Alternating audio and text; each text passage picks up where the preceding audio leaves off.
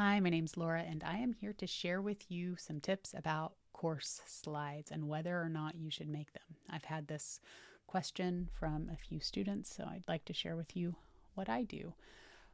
Whether or not you should make them is totally up to you. It depends on if it's something that's easy for you. It doesn't have to be super colorful or flashy because the most important thing is that it feels good while you're presenting and while you're teaching. So your energy behind what you're doing is actually more important than the aesthetic of slides. However, I do use course slides, and I use course slides because it's my way of keeping myself on track and on topic when I'm teaching something so that I don't get too scattered or off course. So that's one reason that I love to create the course slides when I'm doing a structured how-to learning experience for my students. Of course, as you teach and you get better at teaching, you don't need the course slides. You're going to be immersed and very intimate with your product and your teaching and the skills that you're teaching others. However, I still like to use them, and here is why. Number one, when I can go back into my course modules, I could just download the slides and see pretty clearly what the course module included really fast without having to listen to the whole video. And the students get to do that too. So that means that they are getting like the visual reading of the course material as well as the video that coincides with the lesson. And in my opinion, that's a deeper learning experience for a lot of people. Secondly, I love that I can go back and just grab from here's an example, course slides here, a piece of content to write about. I can share it on a blog post. I could share it on any social media platform. I could share it on a YouTube video, etc. So like one example is, we're not in the pleasing business, we're in the serving business. That's a slide from here.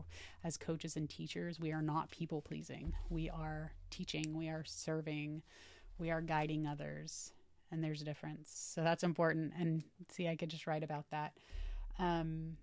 So utilizing in multiple ways what is in this packet of slides saves me energy, and it helps me remember some of the really good key points that I made in the past that I probably won't remember without them or without watching a bunch of videos. So I love that I can just use this over and over and over again. Another thing is that the slides themselves can be turned into a workbook. So this set of slides specifically is from a course that I taught about building your products and building your own businesses and getting your marketing down, your messaging, etc. And I could easily send over a PDF as a like a lead magnet or as a workbook to my students, or mail it to them, or get them printed, or whatever you want to do with it. It really is multi-useful. And this is actually a good draft to a book. So if I were to print out all of my course slides from the entire book, I can show you like the how-to plus the spiritual essence of building your soul business all in one book. So I could just make a copy of the Canva slides or the Google slides and edit them and send it to a publisher or self-publish or whatever you want to do. So there's multiple benefits to making slides. However, I do recommend that people do what works specifically for them to stay organized and to stay on top of things. It's really easy for them. I don't recommend people try to do something that's hard, that they can't maintain, because that just makes life more complicated. So we all have our ways of operating that are easy for us. And this is just something that I love to do because it just saves me time, and it's a really good way for me to pull content when I never run out of content. You know, I've even answered questions that students have in some of these slides, and I'm able to go back and see the questions that I answered that of course I'm not going to remember because it was, years ago or 6 months ago or whatnot.